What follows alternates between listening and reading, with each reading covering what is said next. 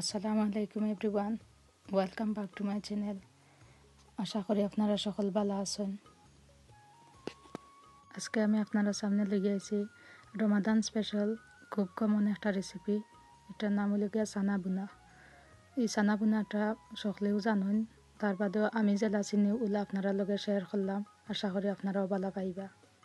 চানা বুনা করা লাগে এখানে আমি খালা চানা নিছি। চানা গুণটারে আমি আস্তা রাত ভিজাইয়া তুইয়া এখন গোবালা থেকে দইয়া ও চানা গুণটারে বলে আমি বয়েল করিলাম। অবশ্যই আপনারা জানেন চানা বয়েল কিলা করা হয়। চানা গুণটারে আমি হাফ এন আওয়ার বয়েল করে এখন আমি 1/4 কাপ তেল দিছি এখানে।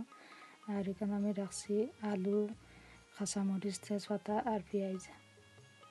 চানা গুণটারে আমি বিরান করবার সময় পয়লা আমি দিলাইলাম এখানে তেজপাতারে একটু চিড়িয়া, বাদে দিলাইলাম আমি পেঁয়াজ। আপনারা যতখান চানা বিরান করবা অতখান অনুযায়ী দেখে আপনারা পেঁয়াজ দিবা। আমি এখানে 1 কাপ চানা বিরান করছি, তার পেঁয়াজও দিছি আমি এখানে 1 কাপের মতো।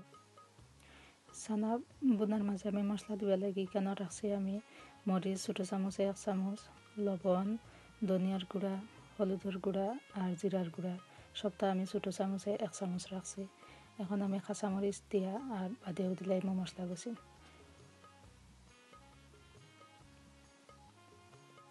এখন আমি দিলাই আলু।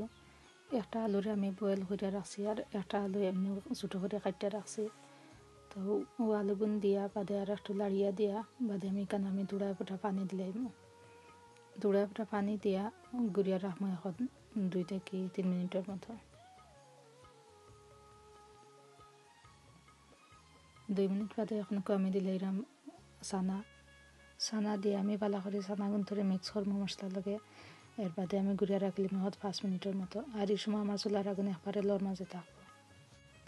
5 মিনিট বাদে আমি উতলাইয়া দিয়া এখন দিলাইলাম বাখরা পাতা গুণ দিয়া আর একটু লাড়িয়া দিয়া বাদে এবার আমি গুড়িয়া রাখলিম। আর এই সময় চুলার আগুনও আমি অফ করিলাম। বাকি যে চানাগুন রয়েছিল ও চানাগুন ধরে আমি একটা বেগর মাঝে বইয়া রাখি দিম, একটা বেগর মাঝে বইয়া বাদে আমি ডিপ করিলিম। রানবার এখন 10-15 মিনিট আগে ডিপ ফ্রিজ থেকে বাকরিয়া আমি চানাগুনটা রাখিলিম। নেক্সট টাইম যে সময় রানবো আপনারাও যদি ওলা করেন তো ওলা রানবার এখন 10-15 মিনিট আগে বাকরিয়া রাখি দিবা। এখন আমার চানা বোনা হয়ে গেছে। ওলা আপনারা খাইবার আগে যদি আমার এখন ডেকোরেশন করতে চান তো ওটা করতে পারবা। ধনিয়া পাতা, 2টা কাঁচামরিচ আর আমি কিছু ফ্রাইড অনিয়ন দিলাম আর 1 টুকরা লেম্বুর টনা সহ আমি ছোটো ছোটো করে কাটিয়ে দিছি।